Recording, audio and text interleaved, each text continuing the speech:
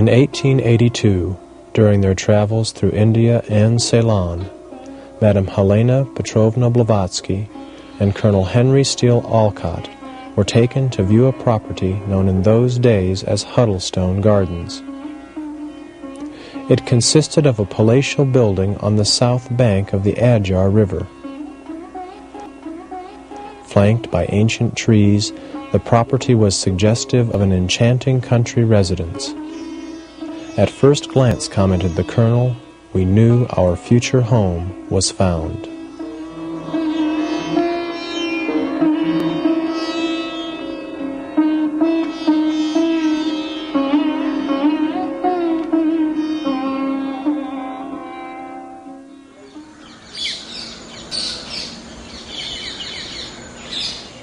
People often ask why Madame Blavatsky and Colonel Olcott decided on India as the home for the Theosophical Society.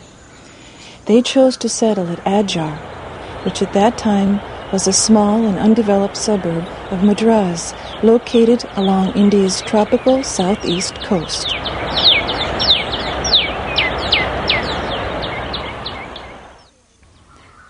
The attitude with which they came is demonstrated by that account of how Olcott, when arriving on the soil of India, bent down to worship that soil.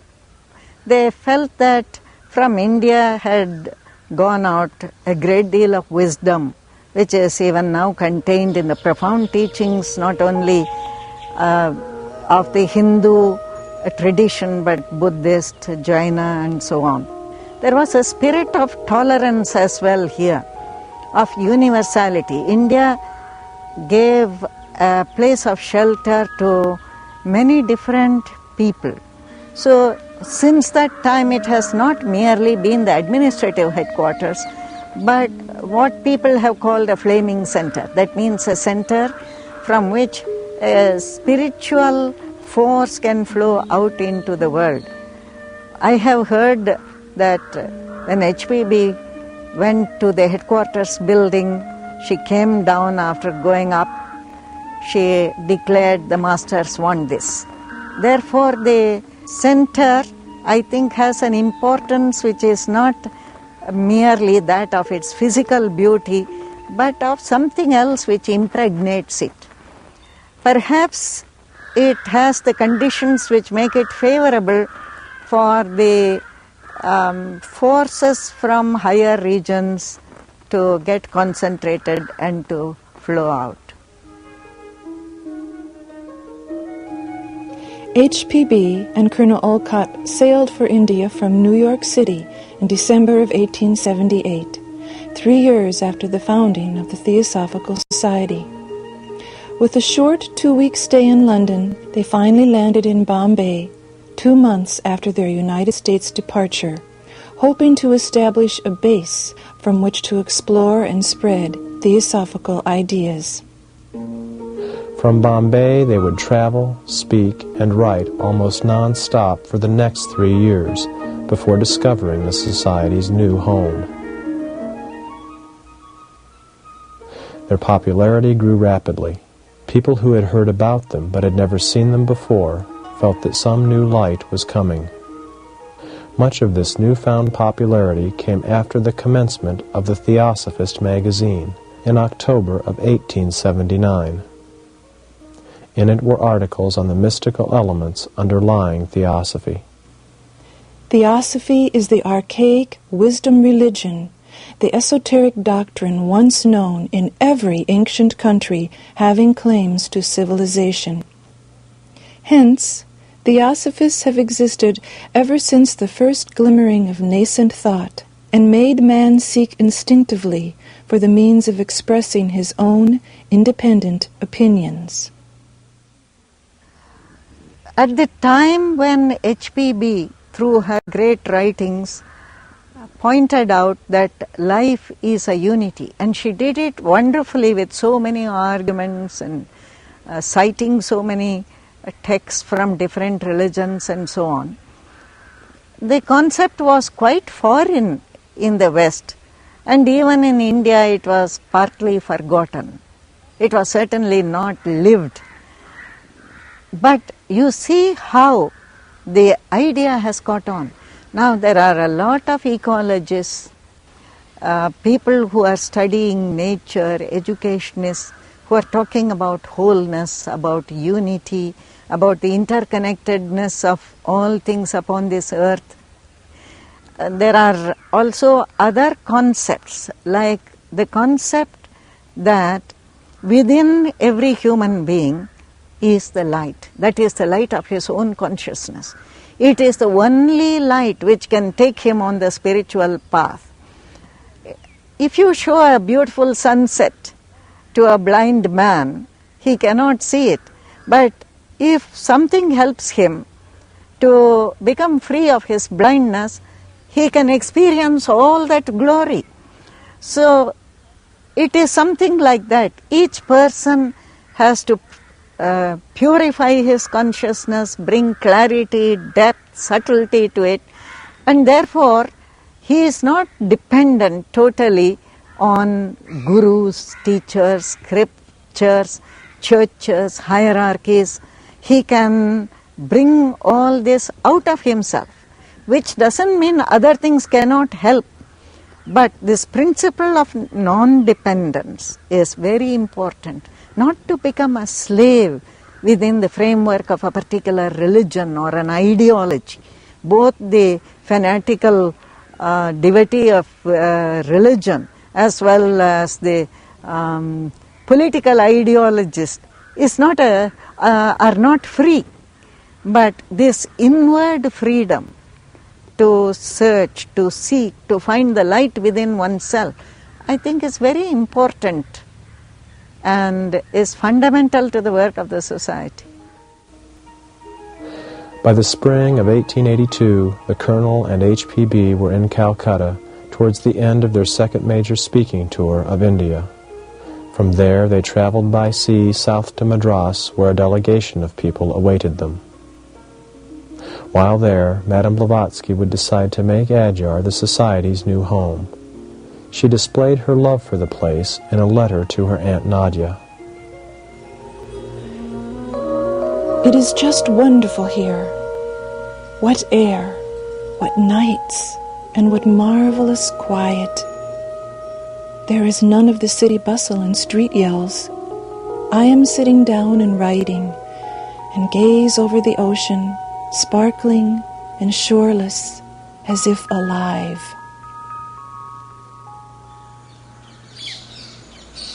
Once the founders had settled in, Colonel Olcott began renovating the headquarters building, which was already over 80 years old.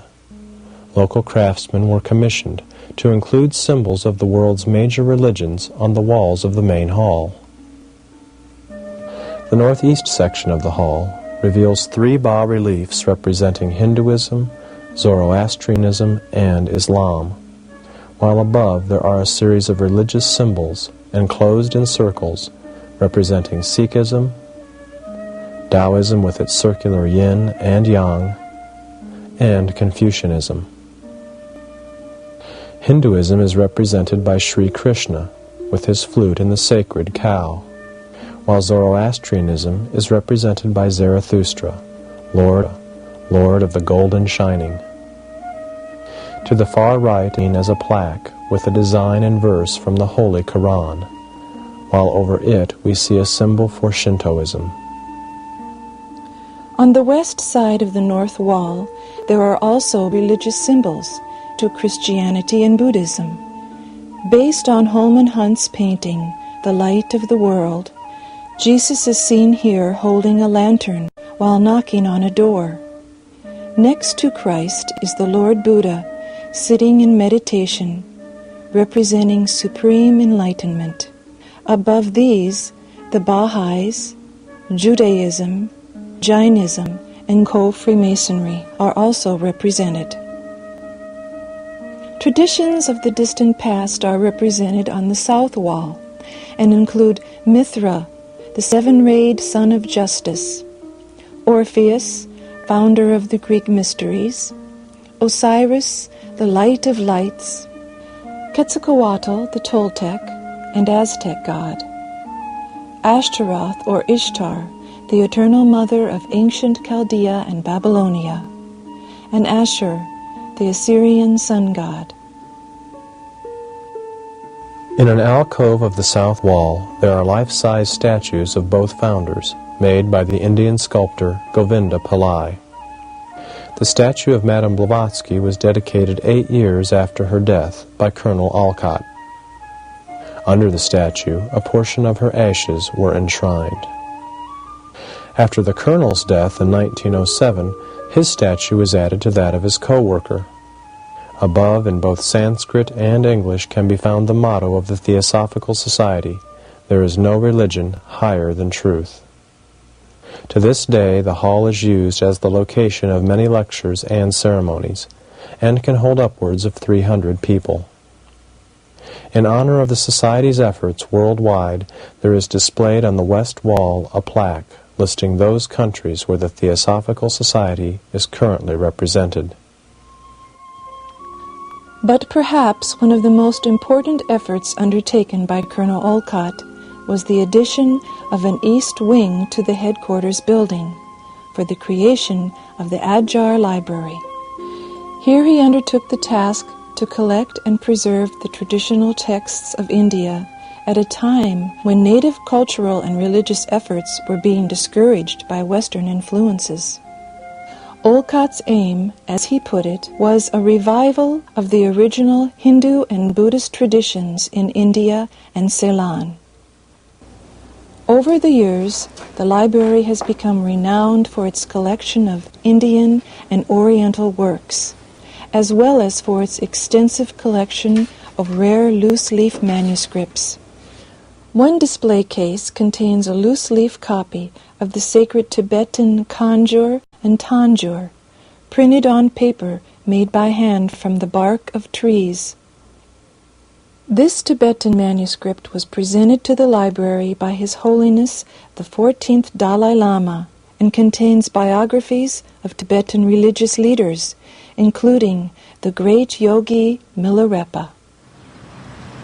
The library's total collection became so large that in 1967 a bigger, more modern facility was built and includes climate controls for increased preservation capabilities.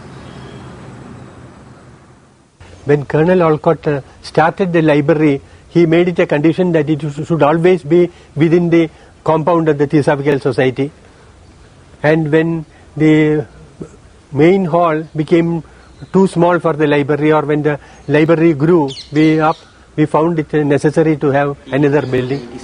Here we are particular about preserving the manuscripts and books so that they can be of help to the other people. So the readers are not allowed to come to the stacks and make use of the library. They have to select the books and give the number, and the staff here will collect the book and give it to them. That is one way we preserve it, so we don't have many losses in the library. India's tropical climate contributes to the wear of all written materials. Here, workers and volunteers from around the world time reconditioning both old and new acquisitions before they are stored or made available to the public. In addition to being a repository of rare books and manuscripts, the library also employs Sanskrit scholars and produces a bulletin dedicated to its ongoing research efforts. In 1982, 100 years after Colonel Olcott's initial efforts, the Adyar Library had some 17,300 manuscripts and 160,000 books. Harvard Sanskritist Daniel Ingalls refers to the library as one of the chief repositories of Sanskrit manuscripts in the world.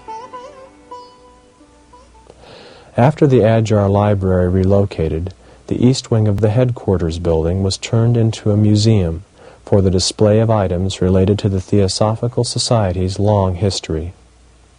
Portraits of many well-known theosophists hang on the museum walls, and one can find in the many display cases various memorabilia, even original lecture notes of some of the Society's leading figures.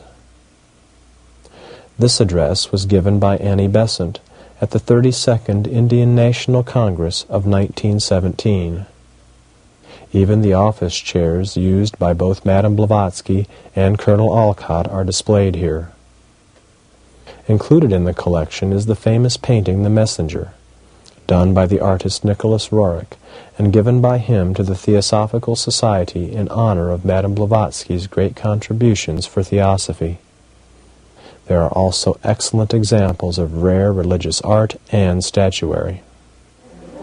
On rare occasions, special exhibits from the archives are given of some of the more notable pieces not normally on display. Here, convention delegates at the 1991 convention are viewing items related to Madame Blavatsky in celebration of her passing 100 years earlier. This is the famous teacup and saucer, reported to have been produced psychically by her. Additional items that she was to have psychically precipitated were also included in the exhibit, such as these paintings of Yogi Tiruvala and Theosophist Stanton Moses.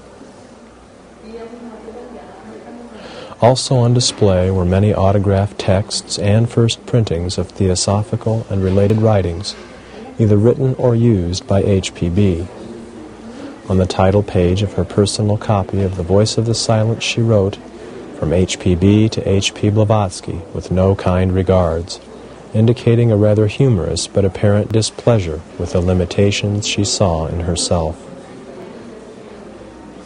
This is the proof of the first cover of the Theosophist magazine. It was in the ongoing publication of this journal that Blavatsky spent so much of her time in those early years at Adyar, as both writer and editor. The editorial office for the magazine is currently situated in the southeast section of the main headquarters building. Mr. Naganathan is the magazine's assistant editor. You know the objectives of the Theosophical Society. There are three objects. To build up a nucleus of universal brotherhood, to promote a comparative study of literature, philosophy, religion, and so on. And thirdly, to explore the latent laws in nature, in man, and so on. These are the three broad objects which we have been consistently projecting and maintaining all these years. These are the criteria for articles. We in the Theosophist are deeply, vitally concerned with the core of the ancient wisdom. Quite a number of subjects seem to be, to me, a bit peripheral. I would put them on the outer margin. Whereas we deal with Brahmavidya, the ancient wisdom in its core aspect. We have got a number of articles which project the Christian, in terms of Christian associations and Christian idiom. A number of articles have come projecting the same thing. I do not think that the difficulty arises as this is a purely Hindu or a purely Buddhist presentation. I don't think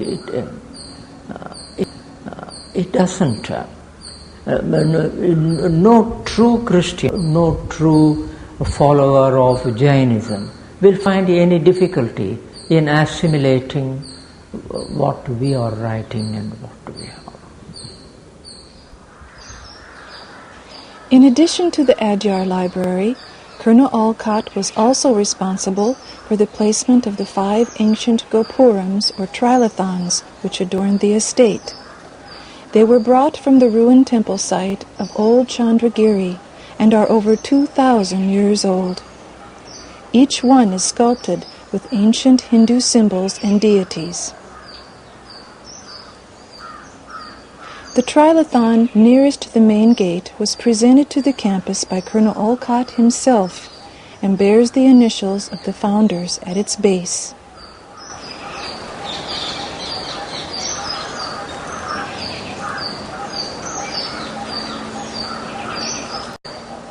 Visitors to the estate today, however, will see a very different place from the one the founders knew in their time.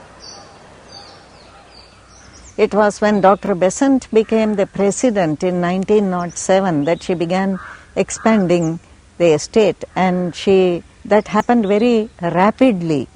She said it was necessary to buy more land in order to protect the society, and we see how good that was, because now we are encircled completely by the city, which means there is noise, there is crowding everywhere, and we are well protected, which wouldn't have happened without that expansion.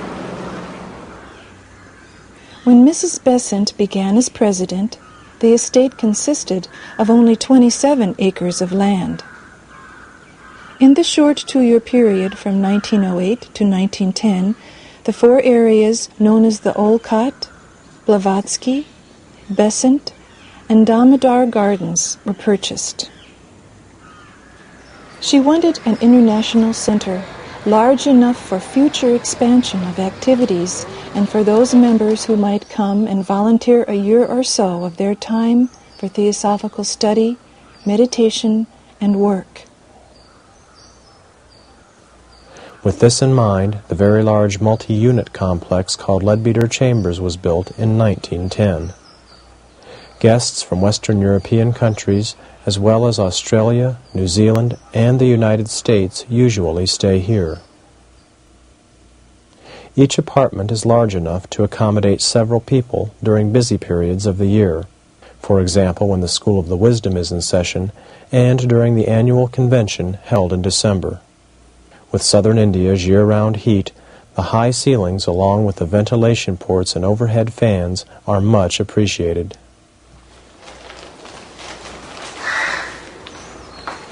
Food preparation begins early in the day.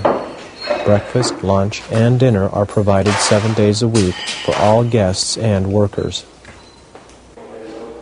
Meals at Leadbeater Chambers are served buffet style, offering foods more suited to Western tastes.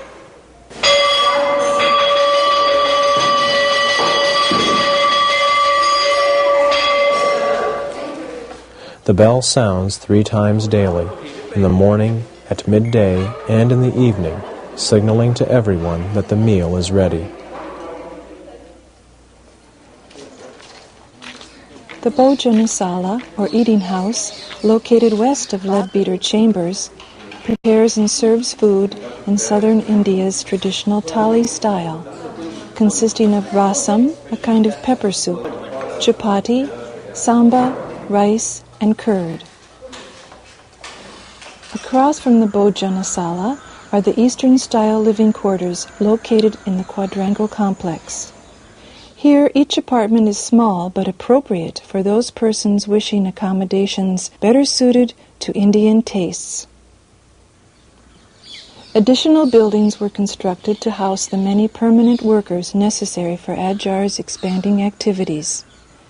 Today, the offices of general administration are responsible for the day-to-day running of the campus, while a large maintenance department is necessary for its physical upkeep.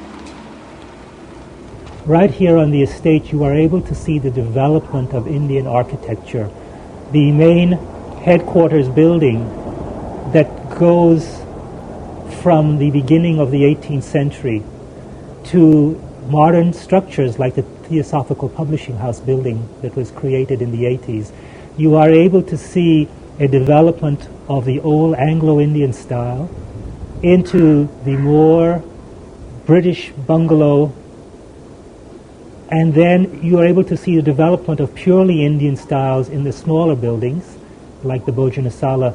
The Leadbeater Chambers was the first poured concrete structure in India. Some of the building sites in the campus also have interesting histories. Upstairs from the main hall of the headquarters building are the offices of the president. While at Adyar, Madame Blavatsky both lived and worked out of this room. Later it was turned into the main office of the president, where the many difficult tasks associated with both the campus and section affairs worldwide are handled. This is the roof of the headquarters building just outside the President's office, where the Mahatmas Maurya and Kutumi are supposed to have appeared. From here one enters the apartment where both Colonel Olcott and Annie Besant lived. The furnishings, such as this daybed, are those used by Mrs. Besant. The solarium section, located on the east side of the apartment, afforded her a wonderful location for study. From her windows, she had a beautiful view of the Adyar River.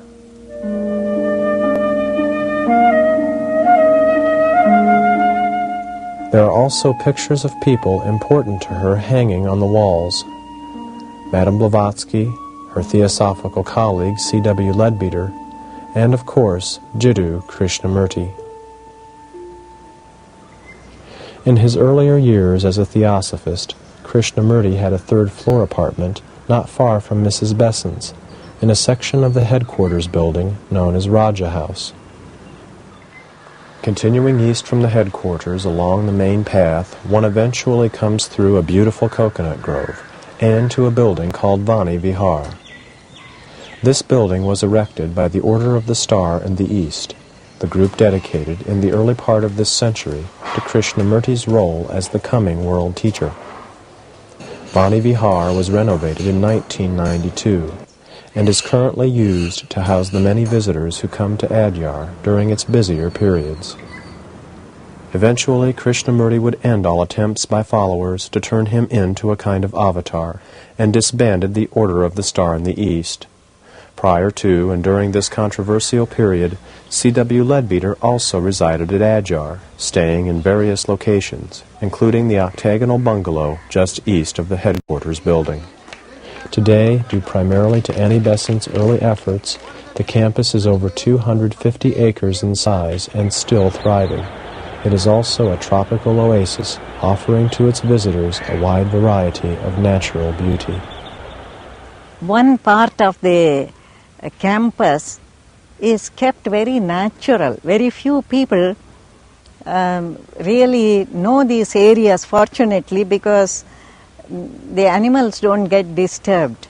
Some of my favorite spots are these untouched areas. I don't even like to show those places to other people because if too many people go there, then they will get spoiled.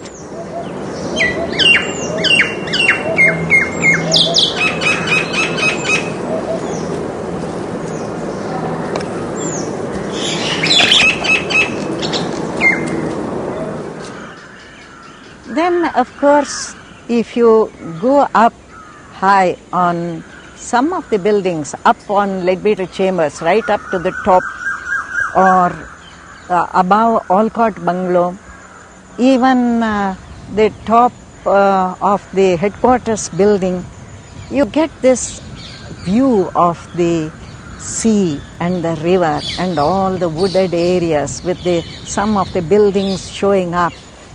And you can be there with the sky and the earth and the trees all around you. I love that. I think there are also certain special places where you feel the atmosphere of Adyar more strongly. The Garden of Remembrance is one of them. I don't know why. Perhaps because in 1925, there was a great ceremony when the place was to the world teacher. Some special amulets were put there. I think ever since it has had a certain special feeling about it. This is also the location dedicated to the memory of past TS leaders. Here the ashes of previous international presidents, as well as those of C.W. Leadbeater, are enshrined beneath the markers that make up this six-pointed star. In the center of the compound, at a point along the main drive, there is a trilithon marking the beginning of Founders Avenue. Here, a group of mahogany trees line both sides of the street and were planted in honor of the Society's many sections worldwide. Each tree was planted with soil from the particular country represented and labeled with a stone marker. Here a man is admiring a beautiful water palm located at a major intersection of the campus, known as Upasika Circle. From here, one cannot help but notice the very old and very large banyan tree standing nearby. For many years it went undetected until the ground had been cleared. Banyan trees are unique in that while they have a large main trunk, their spreading branches produce fibers that eventually reach the ground and take root. The fibers thicken until they in turn become massive trunks, supporting the weight of the growing branches that produce them. Adyar's banyan tree is the second largest in India and estimated to be over 500 years old. Considered by many as a holy site, the Great Banyan Tree is marked by one of the campus's 5 trilathons. It is visited yearly by thousands of people. Directly adjacent to the banyan tree is the School of the Wisdom, located in the Blavatsky bungalow. Most people who stay for extended periods in the fall and winter seasons come to take advantage of the many theosophical classes and lectures offered here. Acquired in the early years of Annie Besant's presidency, the bungalow was dedicated to Madame Blavatsky by some of her more grateful students. An additional plaque was placed on the building in honor of the great Indian poet Rabindranath Tagore, who stayed here for a short time. The daily program at the school begins with a morning meditation, led by the class leader for that day. Classes are led by persons knowledgeable in specific religious traditions or philosophies. Some people come more or less like tourists. That means that they come to have a good time. There is nothing wrong in coming to have a good time, but that's not sufficient to be here. If they do so, then if they come from affluent countries, they find the conditions aren't good enough, they need more comforts and so on, and they feel disappointed. It's more a place for study, for meditation, for inward turning, and for contacts of a subtler, deeper order. Several locations especially reflect this deeper spiritual quality. The Buddhist temple, canopied within the beautiful coconut grove, is one of these. Colonel Olcott recorded in 1883 that he received a note from the Master K.H. expressing the wish that a Buddhist shrine should be erected. The shrine was actually built in 1925 under the direction of C. Jinarajadasa and is still used for silent meditation, prayer, and chant. The statue of the Lord Buddha, located inside the temple, was given by Annie Besant and is said to be over 1,000 years old. At the temple entrance stands a Bodhi tree, representing Lord Buddha's enlightenment. Opposite the shrine is the temple gong, which was sounded at 6 o'clock both morning and evening to call to mind the 6 remembrances of the Lord Buddha.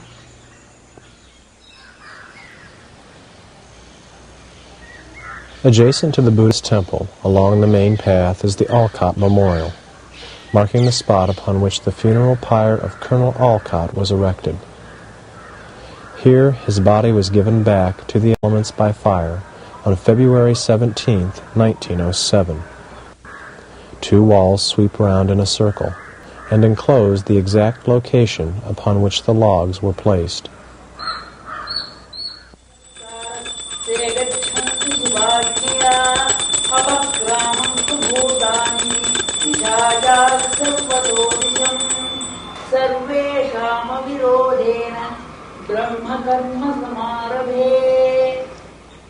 The Bharata Samaj Temple, or Hindu shrine, is situated just off Founders Avenue. Here every day at sunrise, devoted worshippers perform the powerful Bharata Samaj Puja. This Hindu temple as such, you never find anywhere else. They call it Vishnu temple or Shiva temple only. When we say Hindu temple, it is something special because it contains all the Hindu deities and the great acharyas or spiritual teachers who propagated various philosophies. Here, mostly all the mantras are purificatory mantras. First we purify ourselves and sip water in the name of God, which purifies us physically, emotionally and mentally. Like that, all the elements, earth, water, fire, wind and ether, that is also purified. We make a big invisible temple of power with our will, with all the mantras, with our great devotion, and then we open it up and all the forces in waves goes into the whole world to benefit all creatures and make them pure and progress in their life. Christians are free to take advantage of the services offered at the Church of St. Michael and All Angels, located just north of the Adyar Library. Here, services are held according to the rites of the Liberal Catholic Church. High Mass is held every Sunday morning, and as might be expected at a Theosophical center, is attended by persons of various faiths.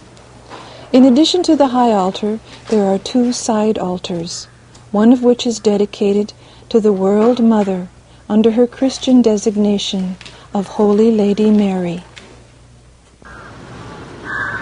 The Masonic Temple is situated in the far southeast section of the compound and is dedicated to the service and ritual activities of International Co-Freemasonry. While seldom used, there is also a beautiful mosque available for followers of Islam, and is modeled on a smaller scale after the Pearl Mosque in Delhi. There are also temple buildings for both Sikh and Zoroastrian ceremonies. There is a tendency for anyone living here to feel that we are very much steeped in the past. So many of these buildings have cornerstones that they were laid by especially Annie Besant. You know, the estate grew tremendously under her from the 26 or 27 acres that she inherited as president in 1907 to the tremendous structure it is today. But there is nothing nostalgic about that. We're not constantly going back to that point. We're very aware of events, and I think there is a great tendency to feel that what happens here can affect quite consciously the rest of the Theosophical movement. Of course, there is a mystique about Adyar.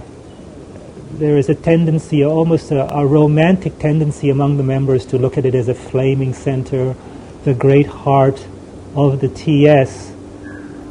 But when you think of the immense amount of practical work that goes on here and the tremendous drive of the people who head departments.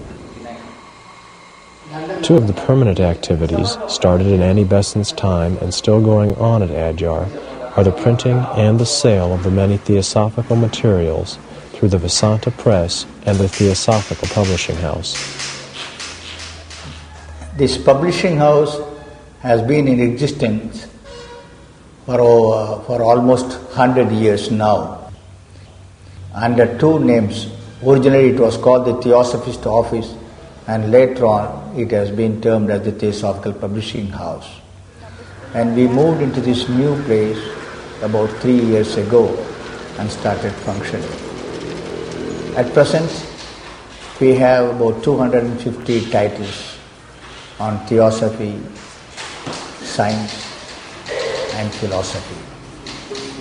We have an editorial board who are responsible to scrutinize any manuscript we receive for publication, and then on the basis of our acceptance, then we go ahead with printing of it. We have our own printing press in the Theosophical Society, and all our books, all our magazines are printed by the press which is called the Vasanta Press. The Vasanta Press began in 1907 when members of the esoteric school of the Theosophical Society purchased a small hand press and supply of type for the publication of its materials.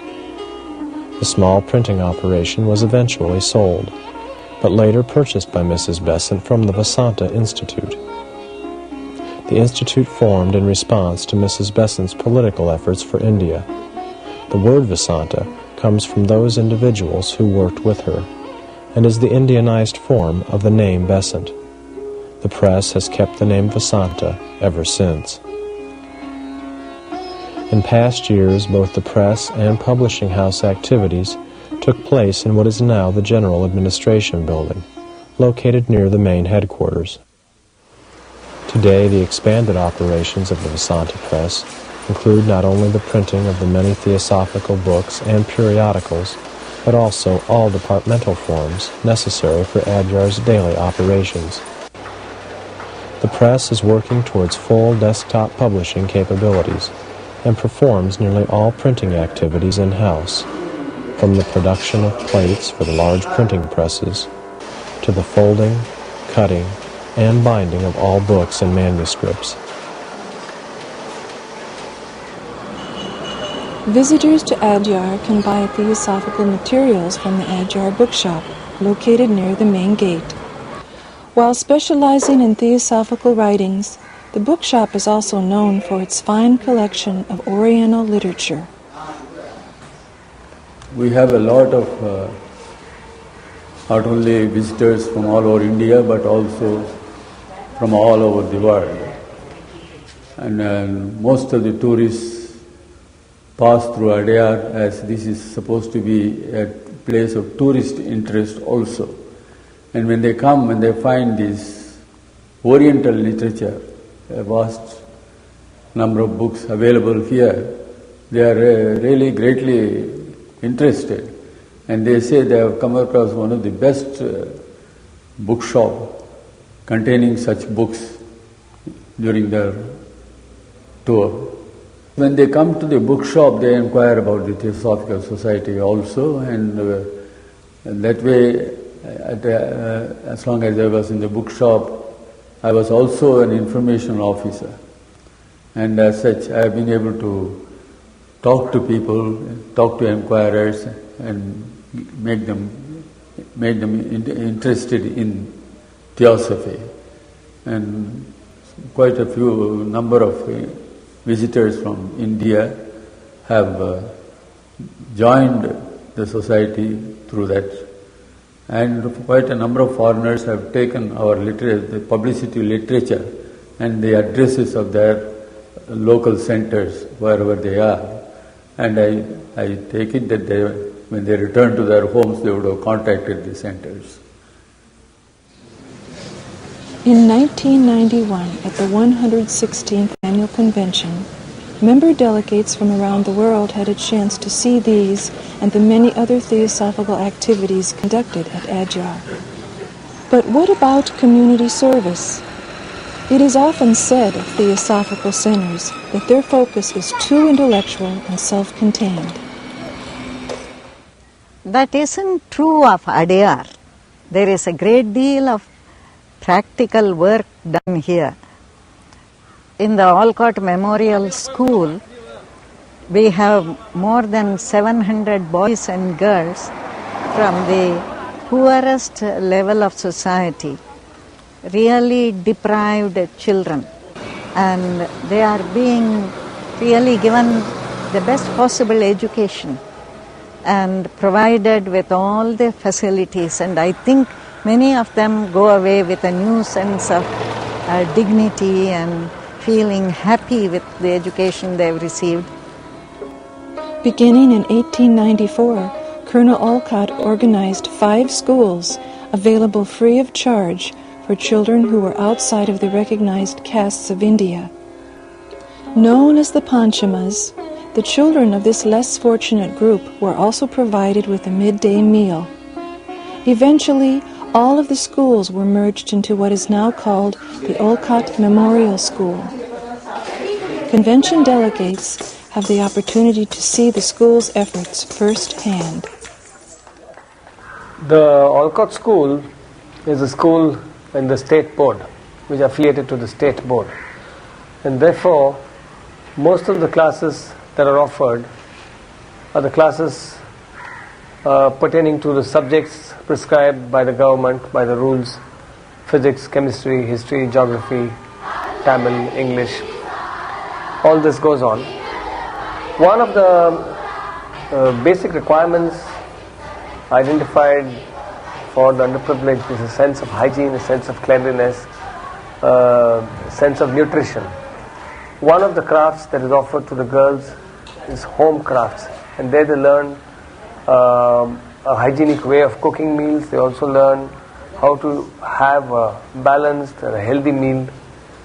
We have not focused so much on the development of a skill as a means of earning a livelihood, but more as a way of allowing the confidence within a human being to surface.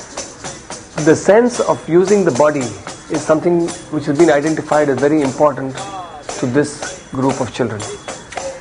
The sense of using the body as something which gives confidence, something which gives one a sense of what one can do, rather than the reinforcement of what one cannot do.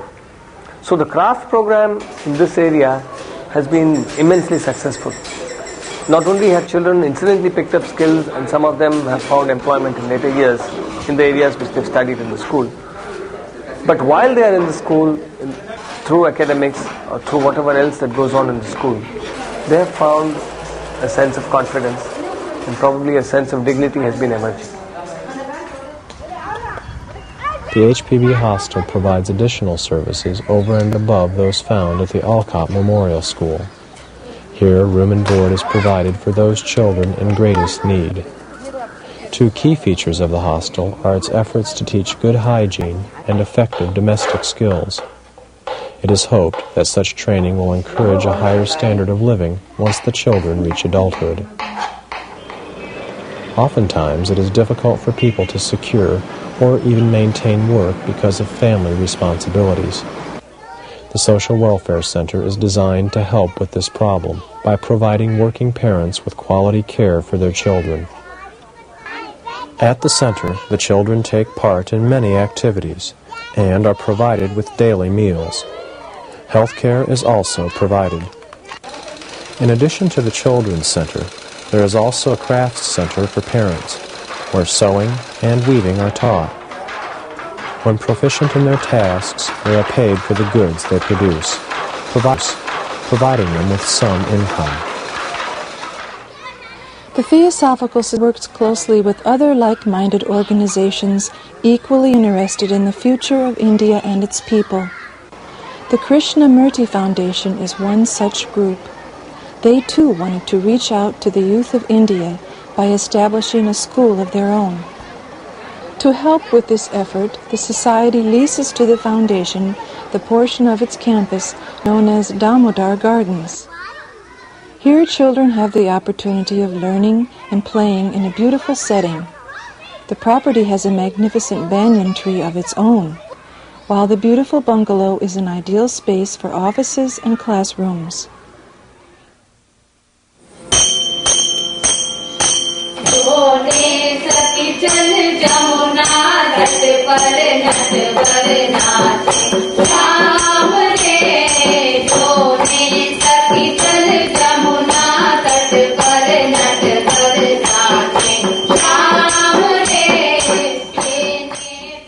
Young people people from both the Olcott Memorial School and the Krishnamurti Foundation School performed for the delegates attending the Theosophical Convention.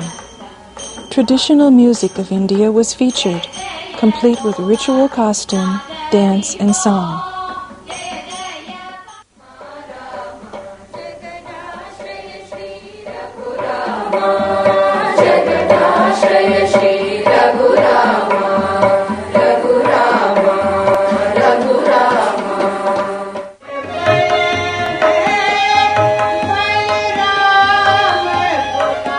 Delegates were also treated to a professional recital featuring songs of devotion to God.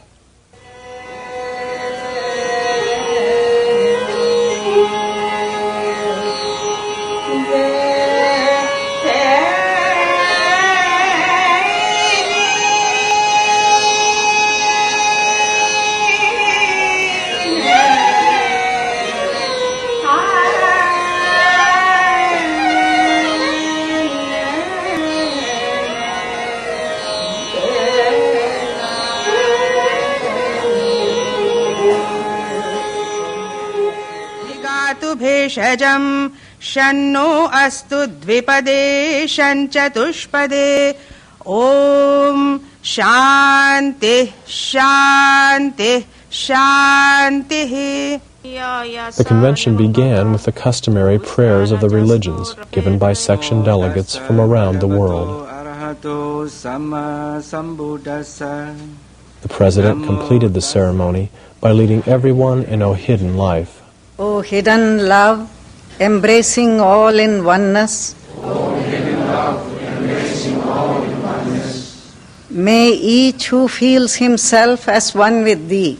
May each who feels himself as one with thee. Know he is also one with every other. Know he is also one with every other. Please be seated. The convention was celebrated as the International Year of HPB and featured speakers from India, the countries of Western Europe, Asia, New Zealand, Australia, the United States, West Africa, and Brazil. With the fall of the Iron Curtain and the beginnings of a new Russia, the event seemed especially meaningful. Events of the Year of Blavatsky, which is now so beautifully and gorgeously is completed. Russian delegates from the group Peace Through Culture were in attendance and were asked to speak to the Theosophical Convention. To help with Russia's newfound interest in HPB, the Theosophical Publishing House reprinted 1,000 copies of Helena Rorick's Russian translation of The Secret Doctrine and presented them to the Russian delegation. But in addition to all of these theosophical efforts, it is important to examine the many indirect ways in which Theosophists have influenced India and surrounding countries. Theosophists were among the first to break down the caste system, which had become a terrible burden on Indian society. It was here that you could find high-born Brahmins sitting together and having lunch very near here in what used to be called the community kitchen, with people who would have been despised earlier. And in British India, the rulers remained separate from the ruled. There was really almost no contact at a human level between the British people and the Indian people. But in the Theosophical Society, you would find that the races met in friendship. And many reform movements took their rise from here. Margaret Cousins, Mrs. Jinarajadasa, and a number of other ladies were responsible for starting the Women's Indian Association to encourage women to have more education, to become independent, to cultivate their intellect and so on, which was not the case at that time. There was a movement here to stop such evil practices as child marriage, the ill treatment of widows, and many Theosophists took pledges to see that nothing like that happened in their own families. the scout movement took its rise here. Baden-Powell thought that Indian boys and girls were not fit for scouting, and Dr. Besant wanted to show him that they were. So she started the Indian Scout movement, and the first meeting was held near our banyan tree. Later on, when it became a great all-India movement, even spread beyond India to Burma and other countries, Baden-Powell had to go back on his original thought, and he conferred the Silver Wolf on Annie Besant. This was the highest award that could be given in scouting. But I think there was a tremendous amount of energy going out of this center in many directions. And it had its impact not only in India, I think in other places also, where people were inspired by the example shown here to carry on a number of activities of this kind. The people who come with the right spirit, they make many friends here, and I think there is an opportunity for a lot of international contact. We have always visitors from many countries, and even the permanent workers here. When the founders came to this place, after having searched for a long time, they thought this was paradise. Here there were the right inner conditions, the psychic conditions for a headquarters which would at the same time be a spiritual center, from which the forces of the great ones would spread abroad. The right influences would go with every letter, so to speak, which was written from here.